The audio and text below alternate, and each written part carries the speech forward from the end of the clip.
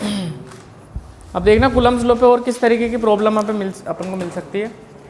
देखना भाई, इस तरीके की प्रॉब्लम भी आती है कि सपोज अपने पास दो स्ट्रिंग्स हैं, उन दो स्ट्रिंग्स पे अपन ने दो मास सस्पेंड कर दिए, ठीक है, दो बॉल्स है, मतलब ऐसे समझ लो, ऐसे बिल्कुल पास पास है, आइडेंटिकल स्फीयर्स हैं, ऐसे समझ लो, न्यूट्रल है हाल फिलहाल, तो ये इस पोजीशन में है। अब अगर मान लो मैं इनको चार्ज दे दूं आइडेंटिकल, या तो पॉजिटिव दे दूं या नेगेटिव दे दूं, कोई ना कुछ इनको चार्ज कर दिया मैंने, पॉजिटिव चार्ज कर दिया मान लो, तो क्या होगा, रिपेल करेंगे तो ये ऐसे डाइवर्ज हो जाएंगे। तो डाइवर्ज होने के बाद क्या होगा, एक इक्विलिब्रियम कंडीशन आ जाएगी, ठीक है।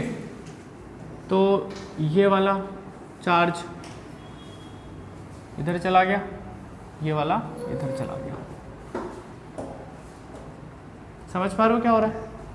इनको जब मैं पॉजिटिवली चार्ज करूंगा या नेगेटिवली चार्ज करूंगा तो रिपल्शन की वजह से ये डाइवर्ज हो जाएंगे, और डाइवर्ज होने के बाद क्या आ जाएगी, इक्विलिब्रियम पोजीशन। अब इस पे अपन को क्या क्या चीज़ें पूछी जा सकती है, देखो हमसे पूछा जा सकता है कि ये जो स्ट्रिंग है वर्टिकल से कितना एंगल बनाएगी, ये पूछा जा सकता है, और इस स्ट्रिंग के अंदर टेंशन कितनी होगी, ठीक है, स्ट्रिंग में टेंशन इस तरफ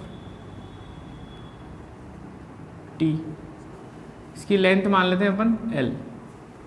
बताओ आपको समझ में आ रही बात, सिचुएशन, ठीक है। अब क्योंकि इक्विलिब्रियम में तो अपन इस पे देख लेते हैं कौन कौन सी फोर्सेज लग रही हैं, किसी एक को देख लो, आप इसको देख लो, ठीक, तो इस पे क्या क्या फोर्सेज लग रही है इंडिकेट कर लेते हैं।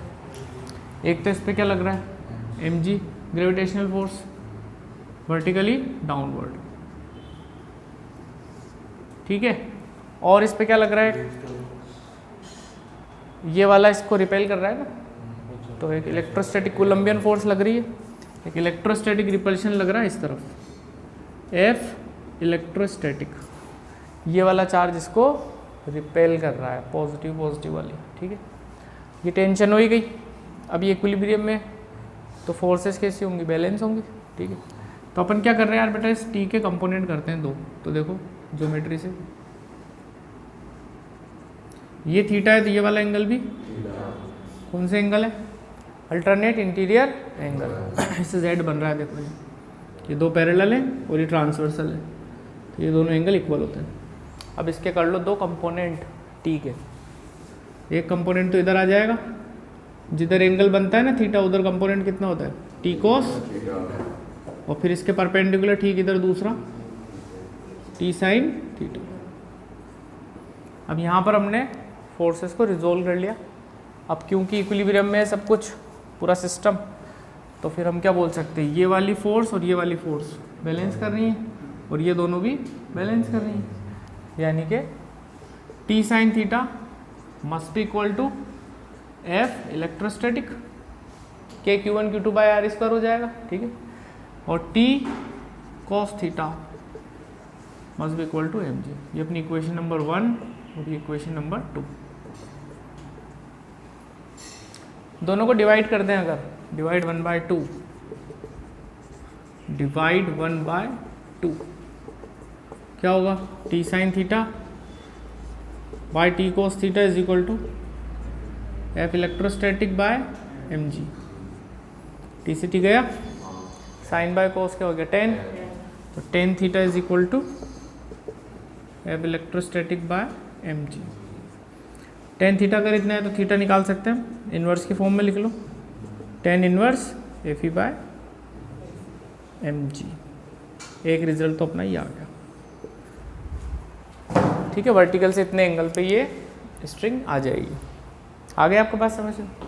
दूसरी चीज़ क्या पूछी जा सकती है, टेंशन इन द स्ट्रिंग। उसके लिए क्या करेंगे अपन, इक्वेशन 1 और इक्वेशन 2 को स्क्वायर करके ऐड कराएंगे।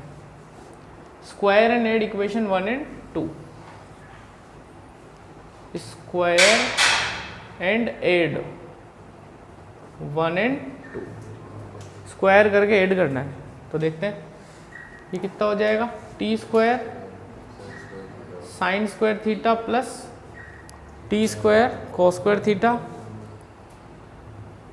This must be equal to mg square plus F electrostatic square. इन दोनों में टी स्क्वायर कॉमन आ रहा है, अंदर क्या रह जाएगा, sine square plus cos square is equal to mg का whole square plus F electrostatic का होल स्क्वायर। ये टी स्क्वायर कितना, ये चीज़ कितनी हो जाएगी 1। तो कुल मिला के अपने पास क्या आंसर आ रहा है, T square is equal to mg का whole square plus F electrostatic का होल स्क्वायर। तो टी हो जाएगा हमारे पास रूट में mg का स्क्वायर प्लस एफ ई का होल स्क्वायर। ये टेंशन भी आ गई अपने पास, है ना। बोलो भाई कुछ तो बोलो। अब एफ इलेक्ट्रोस्टैटिक फोर्स कितनी होगी, मान लो इस पे चार्ज है q और इस पे भी है q, और ये दूरी मान लो दे नहीं रखी है ना, और लेंथ दे रखी है हमें। अब ध्यान से सुनना थोड़ी सी बात, लेंथ दे रखी है तो भी हम ये दूरी फाइंड आउट कर सकते हैं। कैसे, देखो ये L है ना, तो L का ये कंपोनेंट तो क्या हो जाएगा L cos थीटा, और ये वाला लेंथ का भी कंपोनेंट अगर करूँ मैं तो L cos थीटा और ये L sin थीटा। तो यहाँ से यहाँ तक की लंबाई कितनी हो गई L sin थीटा, और यहाँ से यहाँ तक भी कितनी हो जाएगी L sin, सिमेट्रिक है पूरा। तो दोनों चार्जेस के बीच की दूरी कितनी हो गई 2L sin थीटा, यानी कि जो F इलेक्ट्रोस्टैटिक फोर्स है उसको यहाँ लिख देता हूँ K Q1 Q2 by distance कितनी हो गई, अरे भाई L sin theta plus L sin theta, 2L sin theta का whole square, 2L sin theta का होल स्क्वायर। तो ये कुछ कॉन्सेप्ट है जो आपको याद रखना है। कोई कन्फ्यूजन है इसमें, आया समझ में ढंग से, ठीक है लिख लो।